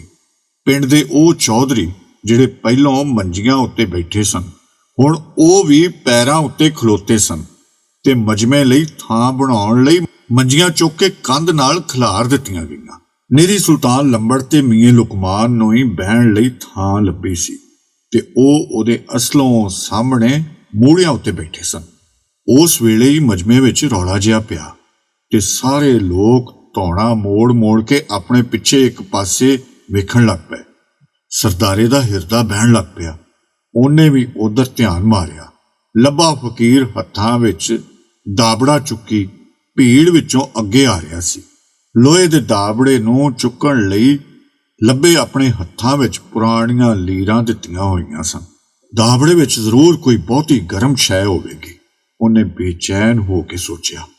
ਲੱਭੇ ਫਕੀਰ ਨੇ ਨੇੜੇ ਆ ਕੇ ਹੱਥਾਂ ਵਿੱਚ ਫੜਿਆ ਦਾਬੜਾ ਉਹਦੀਆਂ ਲੱਤਾਂ ਲਾਗੇ ਭੋਏ ਉੱਤੇ ਰੱਖ ਦਿੱਤਾ ਤੇ ਆਪ ਨਾਲ ਹੀ ਬਹਿ ਗਿਆ। ਉਹਨੇ ਵੇਖਿਆ ਦਾਬੜੇ ਵਿੱਚ ਸੁੱਕੇ ਗੋਹੇ ਬਾਲ ਕੇ ਸੁਆਹ ਇਕੱਠੀ ਕੀਤੀ ਗਈ ਸੀ। ਉਹ ਸੁਆਹ ਵਿੱਚੋਂ ਅਜੇ ਸੇਕ ਨਿਕਲ ਰਿਹਾ ਸੀ। ਉਹਨੂੰ ਵੇਖ ਕੇ ਸਰਦਾਰੇ ਨੂੰ ਫੇਰ ਅੱਗ ਦੇ ਲਾਂਬੂ ਚੇਤੇ ਆਉਣ ਡੈ ਪਏ। ਉਹਨੇ ਡਰ ਨਾਲ ਆਪਣੀਆਂ ਅੱਖਾਂ ਮੀਟ ਲਈਆਂ। ਇਹਨੇ ਵਿੱਚ ਕੁਝ ਹੱਥ ਛੱਪੜ ਦੇ ਪਾਣੀ ਨਾਲ ਭਿੱਜਿਆ ਉਹਦਾ ਕੁੜਤਾ ਲਾਉਣ ਦਾ ਯਤਨ ਕਰਨ ਲੱਗ ਪਏ। ਉਹਨੇ ਆਪਣਾ ਆਪ ਕੁੰਝਣ ਦੀ ਕੋਸ਼ਿਸ਼ ਕੀਤੀ, ਪਰ ਹਰ ਪਾਸਿਓਂ ਫੜੇ ਹੋਣ ਕਰਕੇ ਉਹਦੀ ਕੋਈ ਪੇਸ਼ ਨਾ ਗਈ। ਉਹ ਧੁੱਪੇ ਬੈਠਾ ਹੋਇਆ ਸੀ, ਪਰ ਕੁੜਤਾ ਲੈਣ ਮਗਰੋਂ ਉਹਦੇ ਲੂੰ ਕੰਡੇ ਖਲੋ ਗਏ ਸਨ ਤੇ ਉਹ ਥਰ ਥਰ ਕੰਬਣਾ ਸ਼ੁਰੂ ਹੋ ਗਿਆ। ਉਹਨੇ ਅੱਖਾਂ ਖੋਲ ਕੇ ਲੋਕਾਂ ਉੱਤੇ ਨਿਗਾਹ ਮਾਰੀ, ਪਰ ਉਹਨੂੰ ਕੋਈ ਵੀ ਆਪਣਾ ਦਰਦੀ ਨਾ ਦਿਸਿਆ। ਇਸੇ ਦੌਰਾਨ ਹੀ ਉਹਨੂੰ ਹੈਦਰ ਨਾਈ ਤੇ ਉਹਦਾ ਮੁੰਡਾ ਮਾਲੂ ਲੋਕਾਂ ਨੂੰ ਪਰਾਂ ਪਰਾਂ ਕਰਕੇ ਅੱਗੇ ਆਉਂਦੇ ਦਿਸੇ। ਹੈਦਰ ਨਾਈ ਦੇ ਸੱਜੇ ਹੱਥ ਵਿੱਚ ਉਸਤਰਾ ਸੀ ਤੇ ਖੱਬੇ ਹੱਥ ਵਿੱਚ ਚਮੜੇ ਦੀ ਕਾਲੀ ਪਟਾਸ। ਉਸਤਰੇ ਦਾ ਨੰਗਾ ਫਲ ਧੁੱਪ ਵਿੱਚ ਚਮਕਾ ਮਾਰ ਰਿਹਾ ਸੀ ਤੇ ਹੈਦਰ ਨਾਈ ਚਮੜੇ ਉੱਤੇ ਪੁੱਠਾ ਸਿੱਧਾ ਫੇਰ ਕੇ ਉਹਦੀ ਧਾਰ ਨੂੰ ਹੋਰ ਤੇਜ਼ ਕਰ ਰਿਹਾ ਸੀ। ਮਾਲੂ ਜਿਹੜਾ ਕਿ ਉਮਰ ਵਿੱਚ ਸਰਦਾਰੇ ਨਾਲੋਂ 2 ਵਰੇ ਹੀ ਵੱਡਾ ਹੋਏਗਾ, ਉਹਨੇ ਉਸ ਵੇਲੇ ਗਲ ਵਿੱਚ ਰਛਾਣੀ ਲਮਕਾਈ ਹੋਈ ਸੀ। ਮਾਲੂ ਨੂੰ ਵੇਖ ਕੇ ਉਹਦੇ ਦਿਲ ਦੀਆਂ ਸੱਧਰਾਂ ਦੇ ਦੀਵੇ ਫੇਰ ਬਲ ਪਏ। ਸਰਦਾਰੇ ਨੇ ਕਈ ਵਾਰ ਪਾਪਾ ਜੀ ਤੋਂ ਪੁੱਛੇ ਬਿਨਾਂ ਮਾਲੂ ਨੂੰ ਆਪਣੀਆਂ ਪੈਲੀਆਂ ਵਿੱਚੋਂ ਪੱਠੇ ਵੱਢਣ ਤੇ ਗੰਨੇ ਭੰਨਣ ਦਾ ਮੌਕਾ ਦਿੱਤਾ ਸੀ। ਉਹਨੇ ਆਸ ਭਰੀਆਂ ਨਜ਼ਰਾਂ ਨਾਲ ਮਾਲੂ ਦੀਆਂ ਅੱਖਾਂ ਵਿੱਚ ਵੇਖਣਾ ਚਾਹਿਆ, ਪਰ ਉਹਨੂੰ ਕਾਮਯਾਬੀ ਨਾ ਹੋਈ। ਕਿਉਂ ਜੇ ਮਾਲੂ ਉਹਦੇ ਵੱਲ ਨਹੀਂ ਸਗੋਂ ਆਪਣੇ ਪੈਰਾਂ ਨੂੰ ਵੇਖ ਰਿਹਾ ਸੀ। ਸਾਫ਼ ਲੱਗਦਾ ਸੀ ਕਿ ਮਾਲੂ ਉਹਦੇ ਨਾਲ ਅੱਖ ਮਿਲਾਉਣ ਤੋਂ ਝੱਕ ਰਿਹਾ ਸੀ। ਮੀਆਂ ਲੁਕਮਾਨ ਨੇ ਅੱਖ ਨਾਲ ਸੈਂਟ ਕੀਤੀ ਤੇ ਸਰਦਾਰੇ ਨੂੰ ਫੜਨ ਵਾਲਿਆਂ ਆਪਣੀ ਪਕੜ ਹੋਰ ਪੀੜੀ ਕਰ ਲਈ। ਇਸ ਤੋਂ ਪਹਿਲਾਂ ਕਿ ਉਹ ਕੁਝ ਹੋਰ ਕਰਦੇ, ਸੁਲਤਾਨ ਲੰਬੜ ਆਪਣੇ ਮੂਹੜੇ ਤੋਂ ਉੱਠ ਕੇ ਅੱਗੇ ਆਇਆ ਤੇ ਆਪਣੇ ਮੋਢੇ ਉੱਤੇ ਰੱਖੀ ਬਦਾਮ ਰੰਗੀ ਗਰਮ ਚਾਦਰ ਲਾ ਕੇ ਉਹਦੇ ਉਤਲੇ ਧੜ ਦੁਆਲੇ ਵਲੇਟ ਦਿੱਤੀ। ਮਜਮੇ ਵਿੱਚੋਂ ਨਿਕਲ ਕੇ ਇੱਕ ਹੋਰ ਗੱਭਰੂ ਸਰਦਾਰੇ ਦੇ ਨੇੜੇ ਆਇਆ ਤੇ ਉਹਨੇ ਖਿੱਚ ਕੇ ਉਹਦਾ ਤਹਿਮਦ ਵੀ ਲਾ ਦਿੱਤਾ। ਜੇ ਲੰਬੜਦਾਰ ਨੇ ਉਹਨੂੰ ਵੇਲੇ ਸਿਰ ਆਪਣੀ ਚਾਦਰ ਨਾਲ ਨਾ ਕੱਜਿਆ ਹੁੰਦਾ ਤੇ ਉਹਨੇ ਸਾਰੇ ਪਿੰਡ ਦੇ ਸਾਹਮਣੇ ਅਲ ਲੱਲਾ ਨੰਗੇ ਹੋ ਜਾਣਾ ਸੀ। ਉਹਨੇ ਲੱਤਾਂ ਘੁੱਟ ਕੇ ਆਪਣੇ ਨੰਗ ਨੂੰ ਕੱਜਣ ਦਾ ਆਰ ਕੀਤਾ, ਪਰ ਉਹਦੇ ਸੱਜੇ ਖੱਬੇ ਬੈਠੇ ਗੱਭਰੂਆਂ ਜ਼ੋਰ ਦੀ ਖਿੱਚ ਮਾਰ ਕੇ ਉਹਦੀਆਂ ਲੱਤਾਂ ਨੂੰ ਹੋਰ ਖੋਲ ਦਿੱਤਾ। ਸਰਦਾਰੇ ਨੇ ਵੇਖਿਆ ਕਿ ਉਹਨੂੰ ਨੰਗਿਆਂ ਵੇਖ ਕੇ ਪਿੰਡ ਦੇ ਬਾਲ ਹਾਸ-ਹਾਸ ਦੋਹਰੇ ਹੋ ਰਹੇ ਸਨ। ਉਹਨੇ ਫੇਰ ਆਪਣੀਆਂ ਅੱਖਾਂ ਬੰਦ ਕਰ ਲਈਆਂ, ਪਰ ਇਸ ਵਾਰ ਡਰ ਨਾਲ ਨਹੀਂ, ਸਗੋਂ ਬੇਬਹਾ ਲਹਾਈ ਭਰੀ ਸੰਗਾਂ ਨਾਲ। ਇਸ ਦੌਰਾਨ ਲੱਭੇ ਫਕੀਰ ਨੇ ਨਿੱਘੀ ਸਵਾਹ ਦਾ ਦਾਬੜਾ ਪੀੜੀ ਦੇ ਨਾਲ ਉਹਦੇ ਪੱਟਾਂ ਦੇ ਵਿਚਕਾਰ ਜ਼ਮੀਨ ਉੱਤੇ ਲਿਆ ਰੱਖਿਆ ਸੀ। ਇੱਕ ਖਰਵੇ ਹੱਥ ਨੇ ਸਰਦਾਰੇ ਨੂੰ ਅਜੇ ਥਾਂ ਆ ਫੜਿਆ ਕਿ ਉਹਨੇ ਤਰਬਕ ਕੇ ਅੱਖਾਂ ਖੋਲੀਆਂ। ਇਹ ਹੱਥ ਹੈਦਰ ਨਾਈ ਦਾ ਸੀ।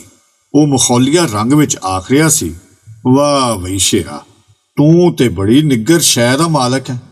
ਸਰਦਾਰੇ ਨੇ ਵੇਖਿਆ ਕਿ ਉਹ ਉਸਤਰਾ ਤੇ ਪਟਾਸ ਜਿਹੜੀ ਪਹਿਲਾਂ ਹੈਦਰ ਨਾਈ ਕੋਲ ਸੀ ਹੁਣ ਮਾਲੂ ਦੇ ਹੱਥਾਂ ਵਿੱਚ ਸੀ। ਆਪਣੀ ਤਸੱਲਾ ਕਰਨ ਲਈ ਮਗਰੋਂ ਹੈਦਰ ਨਾਈ ਨੇ ਮਾਲੂ ਵੱਲ ਇੱਕ ਹੱਥ ਕਰਕੇ ਆਖਿਆ, ਮੈਨੂੰ ਜ਼ਰਾ ਬਘਿਆੜੀ ਤੇ ਬੁਲਾਈ। ਬਘਿਆੜ ਨੂੰ ਤੇ ਜਾਣਨਾ ਵਾ, ਇਹ ਬਘਿਆੜੀ ਕੀ ਬਲਾ ਏ। ਇਹ ਸੋਚਦਿਆਂ ਸਰਦਾਰੇ ਦੇ ਦਿਲ ਵਿੱਚ ਫੇਰ ਸੌੜ ਪੈਣ ਲੱਗ ਪਈ। ਉਹਨੇ ਹੈਦਰ ਨਾਈ ਦੇ ਮਗਰ ਬੈਠੇ ਮਾਲੂ ਨੂੰ ਵੇਖਿਆ। ਮਾਲੂ ਨੇ ਹੱਥ ਵਿੱਚ ਫੜੀਆਂ ਵਸਤਾਂ ਲੱਭੇ ਫਕੀਰ ਨੂੰ ਫੜਾ ਦਿੱਤੀਆਂ ਸਨ ਤੇ ਆਪੋ ਰਛਾਈ ਨੂੰ ਭੋਏ ਉੱਤੇ ਰੱਖ ਕੇ ਉਹਦੇ ਵਿੱਚ ਭਰੇ ਉਸਰਿਆਂ, ਨੇਰਨਿਆਂ, ਕੈਂਚੀਆਂ ਤੇ ਮਸ਼ੀਨਾਂ ਨੂੰ ਇੱਧਰ ਉੱਧਰ ਕਰਕੇ ਕੋਈ ਸ਼ੈ ਲੱਭ ਰਿਹਾ ਸੀ। ਕੁਝ ਚਿਰ ਮਗਰੋਂ ਉਹਨੇ ਰਛਾਣੀ ਦੇ ਥੱਲੇ ਨਾਲ ਬਣੇ ਇੱਕ ਰਖਣੇ ਵਿੱਚੋਂ ਕੋਈ ਇੱਕ ਗਿੱਠ ਲੰਮੀ ਸ਼ੈ ਬਾਹਰ ਕੱਢ ਲਿਆਂਦੀ। ਹੈਦਰ ਨਾਈ ਨੇ ਮਾਲੂ ਕੋਲੋਂ ਉਹ ਅਜਬ ਵਸਤ ਫੜ ਲਈ ਤੇ ਉਹਦੇ ਉੱਤੋਂ ਵਲੇਟੀ ਪੁਰਾਣੀ ਲੀਰ ਦੇ ਵਲ ਖੋਲਣ ਲੱਗ ਪਿਆ। ਲੀਰ ਲੱਤੀ ਦੇ ਵਿੱਚੋਂ ਇੱਕ ਪੁਰਾਣਾ ਨੜ ਦਾ ਕਾਨਾ ਤੇ ਉਹਦੇ ਤੋਂ ਥੋੜਾ ਜਿਹਾ ਲੰਮਾ ਜਿਹਾ ਤੀਲਾ ਨਿਕਲ ਆਇਆ, ਜਿਹਦੇ ਇੱਕ ਸਿਰੇ ਤੇ ਧਾਗਾ ਵਲੇਟ ਕੇ ਉਹਦਾ ਉਹ ਸਿਰਾ ਕੁਝ ਕੂੜਾ ਬਣਾਇਆ ਗਿਆ ਸੀ। ਕਈ ਵਰਿਆਂ ਦੀ ਸ਼ਿਕਾਰੀ ਵਰਤੋਂ ਕਾਰਨ ਇਹ ਨੜ ਤੇ ਤੀਲਾ ਥਿੰਦੇ ਤੇ ਮੈਲ ਨਾਲ ਕਾਲੇ ਹੋ ਗਏ ਸਨ। ਹੈਦਰ ਨਾਈ ਨੇ ਜਵਾਨੀ ਵੇਲੇ ਇਹ ਨੜ ਸੇਮ ਨਾਲੇ ਦੇ ਮੁੱਢ ਅੱਗੇ ਸਰੂਟਾਂ ਵਿੱਚੋਂ ਵੱਢਿਆ ਸੀ। ਉਹਦੇ ਬਹਿਸ਼ਤੀ ਪਿਓ ਦੁੱਲੇ ਨਾਈ ਆਪਣੀ ਖਾਸ ਛੁਰੀ ਨਾਲ ਉਹਦੇ ਇੱਕ ਸਿਰੇ ਵਿੱਚ ਇੱਕ ਉਂਗਲ ਲੰਮਾ ਅਜਿਹਾ ਚੀਰਾ ਦਿੱਤਾ ਸੀ, ਜਿਹਦੇ ਨਾਲ ਨੜ ਵਿੱਚ ਇਹ ਗੁਣ ਪੈਦਾ ਹੋ ਗਿਆ ਸੀ ਕਿ ਉਹ ਆਪਣੇ ਇਸ ਮੂੰਹ ਵਿੱਚ ਆਉਣ ਵਾਲੀ ਹਰ ਸ਼ੈ ਨੂੰ ਪੀੜਾ ਚੱਕ ਮਾਰਨ ਲੱਗ ਪਿਆ ਸੀ। ਅੰਗੂਠੇ ਦੇ ਨਹੁੰ ਨਾਲ ਨੜ ਦਾ ਸਿਰਾ ਖੋਲ ਕੇ ਹੈਦਰ ਨਾਈ ਨੇ ਉਹਦੇ ਵਿੱਚ ਆਪਣੇ ਅੰਗੂਠੇ ਦੇ ਨਾਲ ਦੀ ਉਂਗਲੀ ਨੂੰ ਫਸਾ ਕੇ ਇਹ ਮੂੰਹ ਹੋਰ ਖੁੱਲਾ ਕੀਤਾ ਤੇ ਉਹਨੂੰ ਸਰਦਾਰੇ ਦੇ ਪੱਟਾਂ ਦੇ ਵਿਚਕਾਰ ਲੈ ਗਿਆ।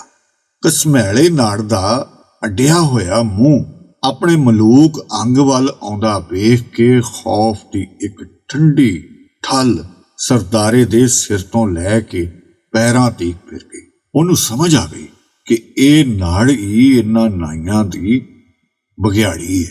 ਉਸੇ ਥਾਂ ਬਘਿਆੜੀ ਨਾਲ ਪੀੜੀ ਚੂੰਡੀ ਭਰੀ ਗਈ ਤੇ ਨਾ ਦੱਸਣੀ ਪੀੜ ਪਾਰੋਂ ਉਹਦੀ ਚੀਕ ਨਿਕਲ ਗਈ, ਜਿਹਨੂੰ ਸੁਣ ਕੇ ਕੁਝ ਲੋਕ ਹੱਸ ਪਏ ਤੇ ਕੁਝ ਉੱਚੀ ਉੱਚੀ ਬੋਲਣ ਲੱਗ ਪਏ, ਪਰ ਛੇਤੀ ਸਾਰੇ ਚੁੱਪ ਕਰ ਗਏ ਤੇ ਕਿਸੇ ਤਮਾਸ਼ੇ ਦੀ ਉਡੀਕ ਕਰਨ ਲੱਗ ਪਏ। ਬਘਿਆੜੀ ਨੂੰ ਆਪਣੇ ਸ਼ਿਕਾਰ ਨਾਲ ਚੰਬੜੇ ਵੇਖ ਕੇ ਮਾਲੂ ਨੇ ਪਟਾਸ ਉੱਤੇ ਉਸਰਾ ਫੇਰਨ ਦਾ ਟੋਰਾ ਹੋਰ ਤਰੀਕਾ ਕਰ ਦਿੱਤਾ ਸੀ। ਉਹਦੇ ਵੱਲ ਮੂੰਹ ਕਰਕੇ ਹੈਦਰ ਨਾਈ ਬੋਲਿਆ, ਹੁਣ ਇਹ ਰਿੱਛ ਮੈਨੂੰ ਫੜਾ ਤੇ ਬਘਿਆੜੀ ਨੱਪ ਕੇ ਤੀਲੇ ਨਾਲ ਸਪਾਰੀ ਨੂੰ ਮਾਸਾ ਅਗਾਂਹ ਧੱਕ ਦੇ। ਮੈਨੂੰ ਜਾਪਦਾ ਏ ਉਤਲੇ ਮਾਸ ਨਾਲ ਜੁੜੀ ਇਹਦੀ ਸਪਾਰੀ ਵੀ ਕੁਝ ਅੱਗੇ ਆ ਗਈ ਹੈ। ਇਹ ਸੁਣ ਕੇ ਮਾਲੂ ਨੇ ਪਟਾਸ ਆਪਣੀ ਰਛਾਈ ਵਿੱਚ ਰੱਖੀ ਉਸਰਾ ਪਿਓ ਨੂੰ ਫੜਾਇਆ। ਆਪੋ ਖੱਬੇ ਹੱਥ ਨਾਲ ਬਘਿਆੜੀ ਫੜ ਕੇ ਉਹਦਾ ਪਿਛਲਾ ਸਿਰਾ ਉੱਚਾ ਕੀਤਾ ਤੇ ਉਹਦੇ ਸੱਖਣੇ ਨਾੜ ਦੀ ਮੋਰੀ ਦੇ ਅੰਦਰ ਸੱਜੇ ਹੱਥ ਵਿੱਚ ਫੜ ਕੇ ਤੀਲੇ ਦਾ ਉਹ ਸਿਰਾ ਹੌਲੀ ਹੌਲੀ ਵਾੜਨ ਲੱਗ ਪਿਆ, ਜਿਹਦੇ ਅੱਗੇ ਧਾਗਾ ਵਲੇਟਿਆ ਹੋਇਆ ਸੀ। ਉੱਥੇ ਖਲੋਤੇ ਸਾਰੇ ਬੰਦੇ ਇੰਜ ਸਾਹ ਘੁੱਟ ਗਏ, ਇਸ ਕੰਮ ਨੂੰ ਵੇਖ ਰਹੇ ਸਨ ਜਿਵੇਂ ਕਿ ਸਭਨਾਂ ਨੂੰ ਸੱਪ ਸੁੰਘ ਗਿਆ ਹੋਵੇ। ਮਾਲੂ ਨੇ ਆਪਣਾ ਕੰਮ ਤੋੜ ਚਾੜਿਆ ਤੇ ਹੈਦਰ ਨਾਈ ਨੇ ਨੇੜੇ ਮੂੰਹ ਲਿਆ ਕੇ ਇੱਕ ਸ਼ੈ ਨੂੰ ਧਿਆਨ ਨਾਲ ਵੇਖਿਆ ਤੇ ਮੁੜ ਇੱਕ ਵਾਰ ਫੇਰ ਬਘਿਆੜੀ ਨੂੰ ਆਪਣੇ ਇੱਕ ਹੱਥ ਵਿੱਚ ਲੈ ਕੇ ਦੂਜੇ ਹੱਥ ਵਿੱਚ ਫੜੇ ਉਸਤਰੇ ਨੂੰ ਉਹਦੇ ਨੇੜੇ ਖੜਨ ਡੈ ਪਿਆ। ਉਸਤਰੇ ਨੂੰ ਆਪਣੇ ਵੱਲ ਆਉਂਦੇ ਵੇਖ ਕੇ ਸਰਦਾਰੇ ਦੇ ਮੂੰਹ ਵਿੱਚ ਥੁੱਕ ਸੁੱਕਣ ਡੈ ਪਈ। ਚੋਖੇ ਖੌਫ ਨਾਲ ਉਹ ਚੀਕਣਾ ਵੀ ਭੁੱਲ ਗਿਆ ਸੀ। ਇੱਕ ਗੱਲ ਜਿਹੜੀ ਸਾਰੇ ਇਕੱਠ ਨੇ ਤਾੜੀ ਉਹ ਇਹ ਸੀ ਕਿ ਉਸਤਰਾ ਫੜਨ ਮਗਰੋਂ ਹੈਦਰ ਨਾਈ ਦਾ ਸੱਜਾ ਹੱਥ ਚੰਗਾ ਭਲਾ ਕੰਬਣ ਡੈ ਪਿਆ ਸੀ।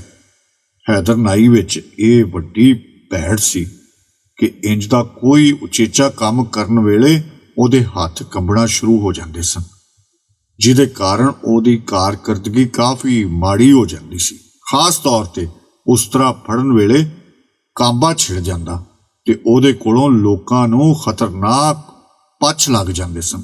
ਅੱਜ ਵੀ ਕੋਈ ਇਹੋ ਜਿਹੀ ਹਾਲ ਸੀ, ਪਰ ਇਸ ਤੋਂ ਪਹਿਲਾਂ ਕਿ ਹੈਦਰ ਨਾਈ ਦੇ ਕੰਬਦੇ ਹੱਥ ਵਿੱਚ ਸੱਜੇ ਖੱਬੇ ਡੋਲਦਾ ਤੇਜ਼ ਉਸਤਰਾ ਕੋਈ ਗਲਤ ਕੰਮ ਵਿਖਾ ਜਾਂਦਾ, ਆਪਣੇ ਮੋਢੇ ਉੱਤੇ ਉਸਲ ਵੱਟੇ ਲੈਂਦਾ ਸੁਲਤਾਨ ਲੰਬੜ ਉੱਚੀ ਸਾਰੀ ਬੋਲਿਆ, ਖਲੋ ਜਾ ਹੈਦਰਾ, ਖਲੋ ਜਾ।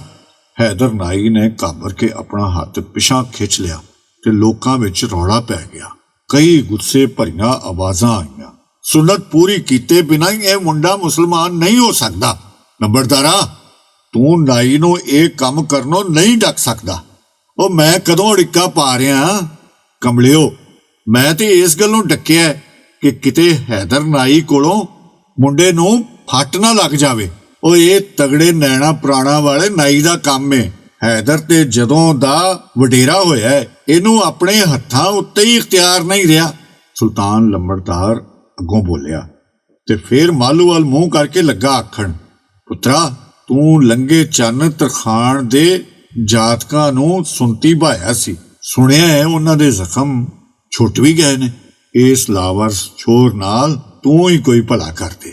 ਉਂਝ ਤਾਂ ਇਸ ਕੰਮ ਤੋਂ ਜਾਨ ਛੁੱਟਣ ਨਾਲ ਹੈਦਰ ਨਾਈ ਨੇ ਸੁੱਖ ਦਾ ਸਾਹ ਲਿਆ ਸੀ, ਪਰ ਇੰਨੇ ਲੋਕਾਂ ਦੇ ਸਾਹਮਣੇ ਲੰਬੜਦਾਰ ਵੱਲੋਂ ਉਹਦੀ ਕਲਾ ਵਿੱਚ ਨਕਸ ਕੱਢਣਾ ਉਹਨੇ ਚੰਗਾ ਨਾ ਜਾਂਦਾ ਤੇ ਆਪਣੇ ਰਿਚ ਕਾਂਡ ਮਾਲੂ ਦੇ ਹਵਾਲੇ ਕਰਕੇ ਆਪ ਰੁੱਸ ਕੇ ਪਰਾਂ ਜਾ ਖਲੋਤਾ। ਹੈਦਰ ਨਾਈ ਦੇ ਖਿਲਾਫ ਸੁਲਤਾਨ ਲੰਬੜ ਦਾ ਬੋਲਣਾ ਉੱਥੇ ਮੌਜੂਦ ਲੋਕਾਂ ਵਿੱਚੋਂ ਸਭ ਨੂੰ ਵੱਧ ਸਰਦਾਰੇ ਨੂੰ ਪਸੰਦ ਆਇਆ ਸੀ।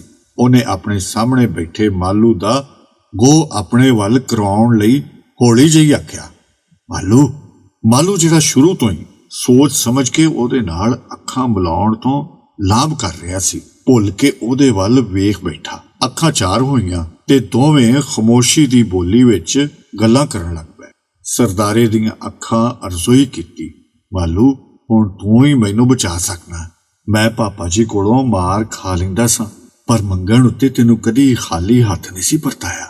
ਉਹ ਮਾਲੂ, ਕੁਝ ਤਾਂ ਚੇਤੇ ਕਰ। ਅੱਗੋਂ ਮਾਲੂ ਦੀਆਂ ਅੱਖਾਂ ਵਿੱਚ ਹਿਰਖ ਸੀ ਤੇ ਬੇਵਸੀ ਸੀ। ਉਹਦੇ ਸਾਰੇ ਜਜ਼ਬੇ ਪਿੰਡ ਦੇ ਮੋਤਬਰਾਂ ਦੇ ਡਰ ਥੱਲੇ ਦੱਬੇ ਹੋਏ ਸਨ। ਮਾਲੂ ਆਪਣੀਆਂ ਅੱਖਾਂ ਨਾਲ ਕੋਈ ਚੱਜ ਦਾ ਜਵਾਬ ਨਾ ਦੇ ਸਕਿਆ ਤੇ ਮੂੰਹ ਨਾਲ ਉਹਦੀ ਹਿੰਮਤ ਵਧਾਉਂਦਾ ਬੋਲਿਆ, ਸਰਦਾਰਿਆ, ਤੂੰ ਉੱਕਾ ਚਿੰਤਾ ਨਾ ਕਰ। ਮੇਰਾ ਹੱਥ ਬੜਾ ਹੌਲਾ ਹੈ, ਤੈਨੂੰ ਨਹੁੰ ਕੱਪਣ ਜਿੰਨੀ ਵੀ ਪੀੜ ਨਹੀਂ ਹੋਵੇਗੀ। ਹੁਣ ਕੋਈ ਆਸਰਾ ਨਹੀਂ ਸੀ ਰਿਹਾ। ਹਾਰੇ ਹੋਏ ਹੌਸਲੇ ਨਾਲ ਆਪਣਾ ਵਜੂਦ ਢਿੱਲਾ ਛੱਡ ਕੇ ਉਹ ਮਾਲੂ ਦੇ ਹੱਥਾਂ ਦੀਆਂ ਹਰਕਤਾਂ ਵੇਖਣ ਲੱਗ ਪਿਆ। ਮਾਲੂ ਨੇ ਉਸ ਤਰ੍ਹਾਂ ਅਗਾਂਹ ਕੀਤਾ, ਦੂਜੇ ਗੱਭਰੂਆਂ ਆਪਣੀ ਪਕੜ ਹੋਰ ਪੀੜੀ ਕਰ ਲਈ, ਪਰ ਉਹਦੇ ਵੱਲ ਆਉਂਦਾ ਹੱਥ ਫੇਰ ਰੁਕ ਗਿਆ। ਐਤਕੀ ਬੇਵੱਸਾ ਹੋ ਕੇ ਮਾਲੂ ਬੋਲਿਆ, ਸਰਦਾਰਿਆ, ਤੂੰ ਮੇਰੇ ਹੱਥਾਂ ਵੱਲ ਨਾ ਵੇਖ, ਇੰਜ ਪੀੜ ਬਹੁਤੀ ਹੋਵੇਗੀ। ਪਰ ਵਿੱਚੋਂ ਗੱਲ ਇਹ ਸੀ ਕਿ ਉਸਤਰੇ ਵਾਲੇ ਹੱਥ ਤੇ ਉਹਦੀ ਵੇਖਣ ਦੀ ਤਪ ਮਹਿਸੂਸ ਕਰਕੇ ਮਾਲੂ ਨੂੰ ਇਹ ਕੰਮ ਕਰਨ ਦੀ ਹਿੰਮਤ ਨਹੀਂ ਸੀ ਹੋ ਰਹੀ। ਉਹਦੇ ਹੱਥਾਂ ਵੱਲ ਵੇਖਣ ਦੀ ਥਾਂ ਸਰਦਾਰੇ ਨੇ ਹੁਣ ਮਾਲੂ ਦੇ ਮੂੰਹ ਵੱਲ ਵੇਖਣਾ ਸ਼ੁਰੂ ਕਰ ਦਿੱਤਾ। ਉਹਦੀਆਂ ਨਜ਼ਰਾਂ ਦੇ ਤੀਰ ਹੁਣ ਅੱਗੇ ਨਾਲੋਂ ਵੀ ਬਹੁਤੇ ਚੁਭੇ ਤੇ ਮਾਲੂ ਦੇ ਹੱਥ ਮੁੜ ਕੰਮ ਕਰਨ ਤੋਂ ਇਨਕਾਰੀ ਹੋ ਗਏ। ਅਚਨਚੇਤ ਮਾਲੂ ਦੇ ਦਿਮਾਗ ਵਿੱਚ ਇੱਕ ਝਟਕਾ ਫੰਦ ਆਇਆ ਤੇ ਉਹ ਅਸਮਾਨ ਵੱਲ ਸੈਂਤ ਕਰਕੇ ਬੋਲਿਆ, ਸਰਦਾਰਿਆ, ਆਓ ਵੇਖ ਇਲ ਕੋਕੋ। ਸਰਦਾਰੇ ਦੀਆਂ ਨਜ਼ਰਾਂ ਅਸਮਾਨ ਵੱਲ ਗਈਆਂ ਤੇ ਮਾਲੂ ਨਾਈ ਦਾ ਹੱਥ ਚੱਲ ਗਿਆ। ਮਾਸ ਵੱਖਰਾ ਹੋ ਗਿਆ, ਉਸਤਰਾ ਲਹੂ ਨਾਲ ਭਿੱਜ ਗਿਆ ਤੇ ਦਾਬੜੇ ਦੀ ਸਵਾਹ ਰੱਤੀ ਹੋਣ ਲੱਗ ਪਈ। ਸਰਦਾਰੇ ਨੂੰ ਵੀ ਚਾਨਣ ਹੋ ਗਿਆ ਕਿ ਅੰਬਰਾਂ ਉੱਤੇ ਇਲ ਕੋਕੋ ਵੇਂਦੇ ਵੇਂਦੇ ਉਹਦੇ ਨਾਲ ਹੱਥ ਹੋ ਗਿਆ। ਸਹਿਮੇ ਹੋਏ ਨੇ ਡਰਦਿਆਂ ਡਰਦਿਆਂ ਸਿਰ ਨੀਵਾਂ ਕਰਕੇ ਥੱਲਿਓਂ ਵੇਖਿਆ। ਉਹ ਮਾਲੂ, ਉਹ ਜ਼ਾਲਮਾ, ਤੂੰ ਤੇ ਮੇਰਾ ਕੱਖ ਨਹੀਂ ਛੱਡਿਆ। ਇਹ ਕੁਝ ਬੋਲਦਿਆਂ ਸਰਦਾਰੇ ਦੀ ਧੌਣ ਇੱਕ ਪਾਸੇ ਟਲਕ ਗਈ ਤੇ ਉਹ ਫੜਨ ਵਾਲਿਆਂ ਦੇ ਹੱਥਾਂ ਵਿੱਚ ਹੀ ਗਸ਼ ਖਾ ਗਿਆ।